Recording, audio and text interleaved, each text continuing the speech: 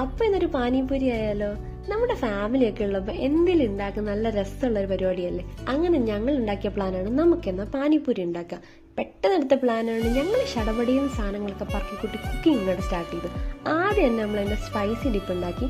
മല്ലിയിലയും പുതിനയും പച്ചമുളകൊക്കെ വെച്ചിട്ടുള്ള ആവേശം ലേശം കൂടിപ്പോയേണ്ട നേരത്തിൽ ഇത്തിരി എരി ഉണ്ടായിരുന്നു, പക്ഷെ നല്ല ടേസ്റ്റ് ഉണ്ടായിരുന്നു. പിന്നെ അത് കഴിഞ്ഞ് നമ്മൾ അതിൻ്റെ രണ്ടാമത്തെ ഡിപ്പ് ഉണ്ടാക്കി. അത് ശർക്കരയും പുളിയൊക്കെ വെച്ചിട്ടുള്ള ഒരു സ്വീറ്റ് ഡിപ്പായിരുന്നു.